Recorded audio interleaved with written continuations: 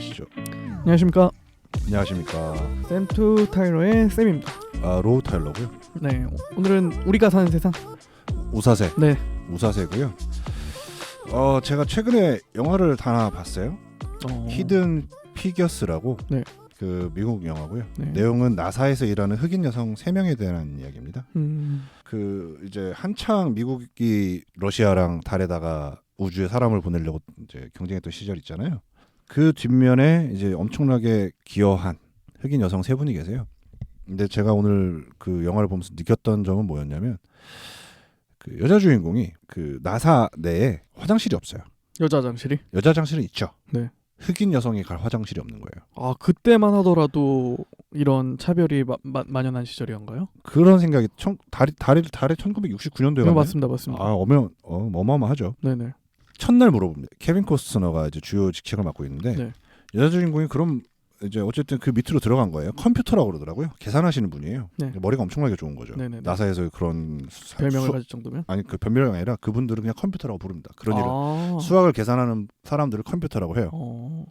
그 일을 진짜 컴퓨터가 하게 이제 우리가 말하는 컴퓨터가 하게 된 거죠. 네네네네네. 사실은.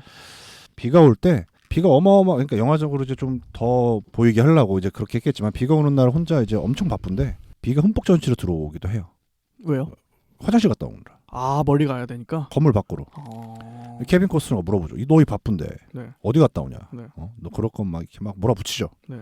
여자 주인공이 그런 얘기를 하죠. 여긴 날 위한 화장실이 없다. 40분이나 갔다 와야 된다. 화장실 가려고. 아. 네네. 그리고 그 안에는 커피 머신이 있었어요. 네네. 커피 포트가 있었어요.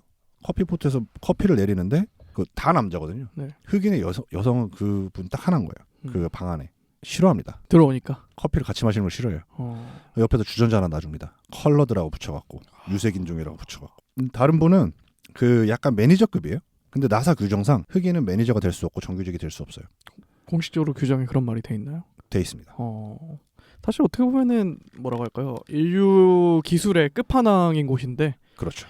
그렇게 굉장히 어떻게 보면 최근까지도 그런 차별이 되게 만연했다는 게 되게... 달에 사람을 보낼 생각을 하면서도 인간끼리는 벽을 지고 사는 그렇죠. 그런 사회였던 거죠. 아이러니하네요, 굉장히. 그렇죠. 네. 게다가 다른 한 여성분 3명이라고 그랬잖아요. 네네. 한 분은 엔지니어의 꿈을 꿉니다.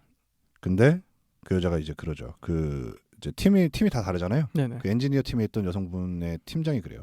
넌 엔지니어다. 엔지니어가 되라. 그때 그 여성분이 그런 얘기를 하죠. 나는 흑인이고 여자다. 그래서 안 된다. 안 된다. 그랬더니 이제 그 팀장이 그러죠. 날 봐라. 나는 폴란드 유대인이다. 폴란드 유대인이 지금 우주에다가 사람을 보내겠다고 여기서 일을 하고 있다. 그분은 남자신가요? 남자죠. 네네. 백인 남자긴 하죠. 근데 이제 폴란드 유태인이다. 네네. 나치를에서 살아남은 사람이다. 불가능은 없다. 뭐 이런 얘기를 합니다. 어쨌든 이분도 이제 영화는 이제 그런 식으로 흘러가죠. 네. 그러면서 이제 해피엔딩으로 끝납니다. 이분들 나중에 다 공로 인정받고 이제 훗날에 네.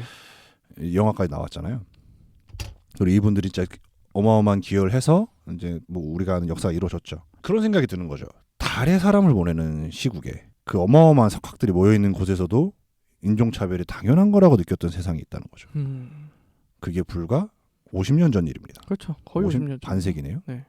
그래도 뭐 50년이면 사실 뭐 아까 말씀드렸듯이 인간이 달에 갔던 시절이면은 얼마나 사실 기술적으로 진보한 시대입니까? 그때 그 아까 매니저분 계시잖아요. 네. 그분이 이제 뭘 하게 되냐면 진짜 컴퓨터가 들어옵니다. IBM에서. 네네네. 계산을 하기 위해서 그때 네. 이제 그 찍어서 내는. 뭔지 알 것 같아요. 그 거의 한 장롱 2배만 합니다. 네. 컴퓨터가. 근데 그 성능이 16비트 뭐 32비트 이랬을 거 아니에요. 뭐 하드디스크도 없던 시절이니까. 네. 그런 생각이 나고요. 그러니까 이게 궁금한 거죠. 언제까지 이게 이루어졌는가? 이건 법적으로도 그렇게 돼 왔던 거예요. 제가 예전에 한번 그런 얘기 드린 적 있잖아요. 무하마드 알리가 올림픽에서 금메달을 땄는데 네. 어느 술집인가 음식점에 들어가려고 했더니 나가라. 무하마드 알림을 알매도 불구하고 그건 잘 모르겠어요. 어쨌든 근데 자기가 금메달을 따왔잖아요. 네네네. 그 펠프스 보세요. 수영으로 금메달 그렇게 많이 따니까 미국도 금메달 많이 따면 연금이 있겠죠. 연금도 있고 좀 이제 인지도도 올라가고 뭔가 대우를 받잖아요. 그렇죠. 근데 무하마드 알리가 흑인이니까 넌 나가라. 국가를 위해서 그 나라를 위해서 올림픽에서 승리를 했다는 건 어마어마한 건데도 흑인이라는 이유로 차별받죠. 그래서 그 금메달을 호수가에 던져버립니다. 지금도 찾고 있어요, 사람들이. 아직 못 찾았나요? 못 찾았죠. 누군가 찾아갔을지도 몰라요. 아, 그럴 수도 있어요. 네네. 그래서 1800년도에 이제 흑인 노예제가 폐지가 되잖아요. 그렇죠. 근데 이제 그 처우가 어떻게 할 것이냐 논의가 좀 있었어요. 어쨌든 자유민을 만들었는데 이 처우를 어떻게 할 것인가 의견이 두 개로 갈립니다. 한 부류는 뭐냐, 아프리카로 돌려보내거나 이 사람들을 위한 나라를 만들어야 된다. 마치 이스라엘을 만들었듯이. 아, 네. 근데 불가능하죠. 불가능하죠. 지금 몇백 년이 한 최소 100년이 지나서 이제 고향이 어딘지도 모르고 사실. 땅도 없고. 그렇죠. 네. 어디로 보낼 겁니까? 자기 마음대로. 그렇죠. 그렇죠. 두 번째는 뭐냐? 식민지를 건설하자. 그 시대에. 아, 뭐 한창 할 때네요. 1800년에서 네네. 1900년까지니까. 네. 사족이지만 필리핀이 1900 중반까지 스페인이었죠? 아니요, 미국의 식민지였습니다. 미국에서 스페인으로 바뀌었나요? 스페인에서 미국으로 바뀌었죠. 아, 그렇죠. 그래서 마지막 7년인가요? 아마 그때쯤. 아마 이제 식민지에서 벗어난 네네네. 걸로 알고 있는데 네. 미국이 가지고 있던 식민지. 그렇죠, 그렇죠. 예. 하나는 하이티나 리베리아에 실제로 접촉을 합니다. 의회에서 60만 달러가 통과가 돼요. IT와 라이베리아. 아, 네. 식민지화를 하게 해줘라. 음. 우리가 60만 달러를 지원하겠다. 흑인들이 가서 살 수 있게. 아, 그렇죠. 네. 당연히 거절하겠죠. 거부를 당했죠. 당연하죠. 말이 되지. 되는 이게. 소리를 해야죠. 네네. 그 어쨌든 이제 유야무야 됩니다. 이게 어쨌든 자유민으로 만들어놨는데 법적인 제도도 없고 인식 변화도 없는 거예요. 네네. 그냥 말만 이제 딱 그 법만 강력하게 추진을 한 거죠. 노예제는 끝났다는 것만. 근데 1865년부터 어떤 게 생겨나냐면 흑인 법률이라는 이름으로 이상한 법안이 이제 퍼지게 돼요. 남부 쪽을 기준으로.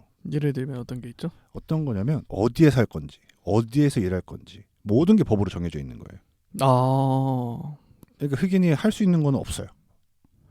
내 의사대로 할 수 있는 게 없는 거죠. 약간 북한 같은 느낌인 거죠. 북한에 이동의 자유가 없고 그렇죠, 그렇죠. 직업의 자유가 없잖아요. 네네. 정확히 똑같습니다. 법으로 모든 걸 정해놨어요. 흑인은 무슨 일을 할 수 있고 무슨 일을 할 수 있고 무슨 일을 할 수 없다. 말만 노예제가 폐지됐을 뿐이지 법적으로는 거의 뭐. 그렇죠. 네. 그럼 대부분의 직업이 또 뭐였겠습니까? 뭐 저임금의 고노동. 그렇죠, 그렇죠. 보통 사람들이 기피하는 거겠죠. 그렇죠. 네. 그리고 심지어 이제 합법으로 자리 잡았습니다. 이게 음. 그 법안지들이 완전 이제 그냥 당연한 법률로 자리 잡은 거예요. 그 짐 크로우 법안이라고 불리는 법안인데 네. 이게 흑인을 조롱하는 뮤지컬에서 이제 가져온 이름이에요. 그 중에 등장 인물이 백인이 흑인 분장을 했다고 하는데 그 심지어는 그 법안 이름조차 짐 크로우 법안입니다. 여기서부터 이제 어떻게 되냐면 학교, 거주지, 감옥, 무덤, 수영장 그리고 수영장, 극장 그리고 공공장소까지 흑인이 갈 수 있는 모든 것을 백인으로부터 분리해요. 아, 다 이제 뭐 전용 수영장. 그렇죠. 뭐 그런 식으로. 백인이 갈 수 있는 곳이면 흑인은 못 갑니다. 그리고 1915년에 가서는 공중전화까지 분리해요. 그러니까 흑인은 이 공중전화 쓰면 안 된다. 네. 가 되는 거죠. 뭐 당연히 뭐 식당 이런 건 말할 것도 없고요. 네. 1986년에는 무슨 일이 있었냐면 1886년? 1986년. 1986년. 1886년. 네. 1886년에는 네. 무슨 일이 있었냐면 분리되었지만 평등하다라는 미명하에 대법원에서 판결이 나옵니다. 이거를 누가 걸었어요. 버스 양보를 안 해줬거든요. 어떤 흑인이 이거를 내 인권이 무시되고 있다. 헌법에 의해서. 쉽게 얘기해서 헌법 소원을 걸었는데 걸었는데 대법원에서 이거 맞는 거다. 분리되었지만 평등하게 살고 있다. 음. 너는 네 인생 네가 자유롭게 살고 있다. 미국에서. 그러니까 참 되게 뭐라고 해야죠? 말장난이죠. 말장난이죠. 불평등은 아니고 분리일 뿐이다. 그렇죠. 네. 너희들은 그냥 분리되어 있을 뿐이지 평등한 거는 똑같다. 학교로 가고 싶으면 학교로 가라. 흑인 학교 가면 되고 흑인 식당을 가라. 뭐가 문제냐. 심지어는 대법원에서까지 그런 판결을 해줍니다. 1916년부터 1970년까지 남부의 600만의 흑인들이 북부로 이동을 해요. 대이동이라고 하는데 북부에는 그런 법이 없었나요? 북부에 갔더니 남부보단 덜하지만 알게 모르게 있다. 흑인 출입 금지라는 푯말이 심심치 않게 보였죠. 그나마 남부보단 덜했겠지만 네네네. 그래도 북부에 가도 별 큰 차이가 없었다. 그러니까 게다가 이게 문제가 뭐냐면 백인이 사는 곳에는 흑인이 들어갈 수가 없어요. 당연히 뭐 흑인이 사는 곳에 백인이 갈 일이 없고. 그렇죠. 그러면 어떻게 되느냐? 흑인이 모여 사는 곳은 슬럼화가 되겠죠. 슬럼화가 되고 빈민화가 되겠죠. 은행이 뭘 하냐면 그런 그 빈민화된 공간을 레드라인을 이렇게 칩니다. 여기는 대출 불가. 말로는 이제 빈민가라서 대출이 불가라고 하지만 실질적으로는 사실상 인종차별에 기반한 그런 은행들의 대처였죠. 네네. 집을 보셔서 알겠지만 대출이 어마어마하게 중요합니다. 맞습니다. 정말 중요하죠. 그 안정된 삶에 있어서. 그렇죠. 네. 대출이 없다는 건 그 상황을 벗어날 수 있는 한계가 엄연하게 정해져 있다는 거죠. 그렇죠, 그렇죠. 그런 식으로 이제 당연한 차별이 이루어지고 있어. 1955년도 이 기폭제입니다. 알라바마에서 로사파크가 백인에게 버스 자리를 양보하지 않아요. 체포됩니다. 그렇죠. 유명한 얘기죠. 네. 체포되면서 이제 인권운동이 미국에서 전국적으로 아마 일어나게 될 맞습니다. 겁니다. 1955년도 이후로. 그리고 유명하신 마틴 루터 킹 박사의 주도하에 시위가 계속해서 꾸준하게 일어나고 네. 연설을 하시죠. 그러면서 민권법이 통과됩니다. 차별을 없애는 법이 생긴 거죠. 완벽하게. 그것조차도 이제 그 인종차별, 인종 분리 정책이 존재했던 거잖아요. 법으로서. 그렇죠, 그렇죠. 1970년대까지. 그러면서 이제 분리주의가 끝났죠. 표면적으로는. 그렇죠. 네. 표면적으로 1970년도를 기점으로 이제 그렇게 끝나는데 사실상 그게 80년대, 90년대를 넘어가면서도 꾸준히 이어져 왔고 지금도 사실 미국에서 인종차별은 뭐 이제는 흑인뿐만이 아니라 모든 비백인, 백인이 아닌 사람들에 대한 차별이 이제 다 수면으로 올라오고 있잖아요. 제가 봤을 때 이건 인터넷의 힘이 큽니다. 언제나 그곳에 있어 왔었지만 그게 드러나지 않았던 거죠. 그렇죠, 그렇죠. 그리고 알릴 방법도 전무했고요. 그렇죠. 네. 그리고 사람들 인식조차도 뭐 당연할 수도 있다라는 것도 어느 정도 있었을 테고 인터넷이 어느 정도 한몫하지 않았는가라는 생각이 들고요. 저번에 미나리 할 때도 약간 얘기했었지만 네. 그 아직도 차별이 존재하는 나라고요. 그건 솔직히 미국만의 문제는 아니지만 미국 얘기를 하고 있지만 네네. 인류가 풀어야 되는 문제가 아닌가 그런 생각이 들었습니다. 근데 저는 솔직히 되게 놀란 게 70년대까지 그렇죠. 그냥 그 생각이죠. 달나라에다 사람을 보내는 그런 지식을 가진 사람들이 그렇죠, 그렇죠. 이제는 화성에다가 사람을 보내겠다는 그런 지식을 가진 인류가 아직도 인간관계에 있어서 이런 갈등을 풀지 못하고 서로 차별하고 또 색깔이 다르다는 이유 하나만으로 그렇죠. 그런 세상에 아직도 우리가 살고 있다라는 생각을 하게 해주는 영화였고요. 히든 피규어스뿐만이 아니라 이런 영화들이 어마어마하게 많죠. 최근에 나온 영화인가요? 아마 몇 년 안 됐을 거예요. 1, 2년 됐을 거라고 네네네. 생각하고요. 시간이 되시면 한번 보실 만한 영화라고 생각합니다. 이 그냥 인종 분리 정책 부분만 떼놓고 보면 꽤 재밌죠. 우주를 정복해 나가는 그 천재들의 모임 나사에서 이제 고군분투하는 새 여성의 이야기. 네. 하지만 제가 봤을 때 이 영화 히든 피규어스가 진짜 하고 싶었던 얘기는 그 시대에 분리 정책이 아니었나. 네네네. 아무리 똑똑하고 아무리 능력이 있어도 색깔 하나만으로 차별이 공공연하고 합법이었던 그 엔지니어 있었잖아요. 여성분. 그렇죠. 그분은 법원 찾아갑니다. 내가 지금 공부를 해서 엔지니어가 되고 싶은데 달에 우주에 사람을 보내기 위해서 될 방법이 없다. 내가 학위가 필요한데 공부할 수가 없다. 왜냐하면 흑인이라 여자라 나를 받아주지 않는다. 법원에 찾아가서 읍소를 합니다. 당신은 처음이 될 것이냐. 우리가 우주에 사람을 처음 보내면 어떤 식으로 기억에 남겠느냐. 그리고 나도 지금 뭔가 처음으로 이뤄내려고 하고 있다. 흑인 여성으로서. 그 판결을 내리는 당신은 이 첫 판결에 대해서 어떤 사람으로 기억이 되고 싶으냐. 이렇게 이제 변론을 하고 승인을 받죠. 아, 승인 받나요? 네. 그리고 입학을 합니다. 그렇습니다. 오늘 여기까지입니다. 영화 방송 아니었고요. 오늘은 네. 우리가 사는 세상. 약간 그 인종. 1970년대까지 존재했던 미국의 인종 분리 정책. 네네. 먼 과거의 얘기가 아니다. 그렇죠. 사실 1970년이면은 부모님 세대. 그렇죠. 20대한테는 부모님 세대가 되고요. 그렇죠. 20, 30대한테는 부모님 세대죠, 거의. 그렇죠. 30대 초반까지도 어떻게 보면 좀 자녀를 일찍 보신 분이라면 그렇죠. 그렇죠, 이제는. 그렇죠. 네. 그러네요. 네.